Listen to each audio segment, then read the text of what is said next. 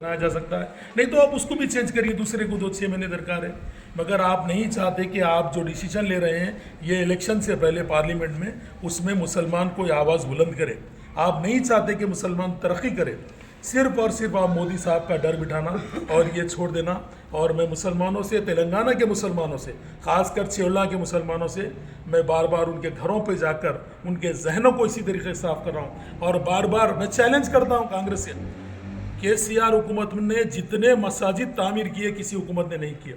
Challenge के साथ बोलता हूँ, शहादत का जो जिम्मेदार बताते हैं, आइए चैलेंज करता हूँ, बताइए आप कहाँ करें। हमने आज शमशाबाद मस्जिद का भी वीडियो किया, जहाँ मस्जिद ख्वाजा महमूद है, केसीआर साहब के दौरे हुकूमत में, यही जहांगीर भाई की क़यादत में अल्हम्दुलिल्लाह तुर्की के डिज़ाइन में, सऊदी के डिज़ाइन में दरवाजे, बड़े बड़े दरवाजे लगाकर उस मस्जिद को तामीर किया गया। किसी नागिनी वजहात पर ऑफिसों की तासुबियत की वजह से उसको नुकसान हुआ था। लेकिन केसीआर साहब ने सेक्रेटरीट की भी मस्जिद तुर्की डिज़ाइन में, अच्छे स्टाइल में, सेक्रेटरीट के साथ, वो भी एक खूबसूरत नज़ारा होना, बल्कि यानी मस्जिद का रिकन्स्ट्रक्शन किया। तो ऐसे केसीआर साहब आप जाके देख लिए, नामपल्ली एक मीनार के सामने 20 करोड़ की लागत से तामीर का काम, यतीम खाना अनीसुल गुरबा, जहाँ 70 सालों में कांग्रेस आती थी और जाती थी, वहाँ पर अपना बर्थडे मना लेते थे, वहाँ पर आके गरीबों का खाना कांग्रेस के चेयरमैन अपने घरों को ले चले आते थे, यतीम बच्चों के साथ जुल्म करते थे। लेकिन केसीआर हुकूमत ने वहाँ यतीम खाना तामीर किया और 4000 गज कमर्शियल लैंड उसको अता किया। आप देखिए, मदरसों पर कांग्रेस लेबल लगाती थी, जितने मदरसों में जो उलमाए कराम को गिरफ्तार किया गया वो कांग्रेस का दौरे हुकूमत था।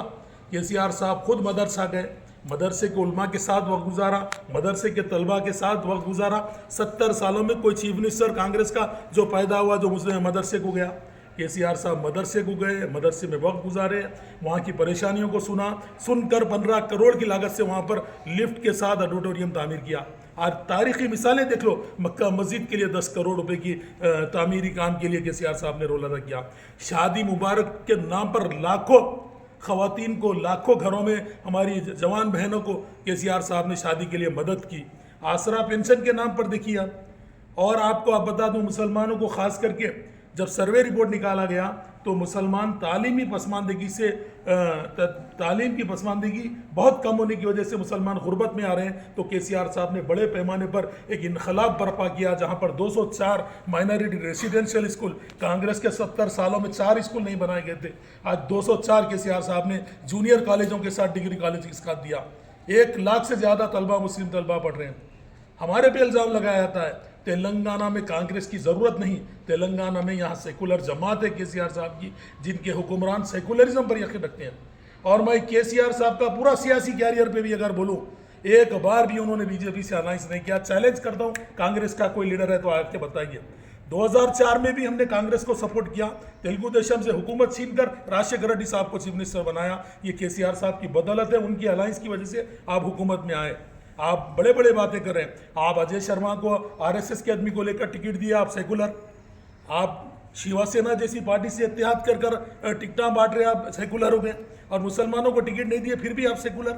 ममता बनर्जी पे आप इल्ज़ाम लाए, फिर भी सेकुलर। चेन्नई का चीफ मिनिस्टर स्टालिन, उस पर भी इल्ज़ाम लगा रहे हैं आप, बीजेपी की टीम, फिर भी आप सेकुलर। बदरुद्दीन अजमल आसाम में इतना ज़बरदस्त काम कर रहे हैं, आप उन पे भी इल्ज़ाम लगा रहे हैं, वो भी बी टीम। हाँ, खाली आप ही सेकुलर है। सेकुलरिज्म आपका इस इलेक्शन में हम बताएंगे। सेकुलर के सर्टिफिकेट आपको बांटने की ज़रूरत नहीं, आप कभी सेकुलर थे ना सेकुलर होंगे। आपने सियासी तौर पर लोकसभा में मुस्लिम अरकान पार्लियामेंट नहीं बनना बोलकर आपने इस बार सिर्फ 5 मुसलमानों को एमपी टिकट दिया, और वो भी हारने वाली सीटों पर। 3 तो हारने वाली सीटें हैं, उन पर आपने क्या, इंक्लूडिंग जम्मू कश्मीर, उत्तर प्रदेश, मगरबी बंगाल, क्या मुसलमान नहीं है सियासी तौर पे? आप यूपी में क्यों नहीं दिए, कश्मीर में क्यों नहीं दिए, आप मगरबी बंगाल में क्यों नहीं? पूरे हिंदुस्तान से आप 5 देते। आपने और बीजेपी में क्या फ़र्क रह गया? वो हिंदुओं को मजहबी जज्बात भड़का कर वोट लेते हैं, और आप मुसलमानों को उनका डर बिठाकर वोट लेते हैं। मैं उलमाए कराम से भी इस बात की अदबन गुजारिश करूँगा, आप देखिए जहाँ जहाँ सेकुलर कैंडिडेट है वहाँ पर तायद करिए और उनकी कामयाबी के लिए आप जदोजहद कीजिए।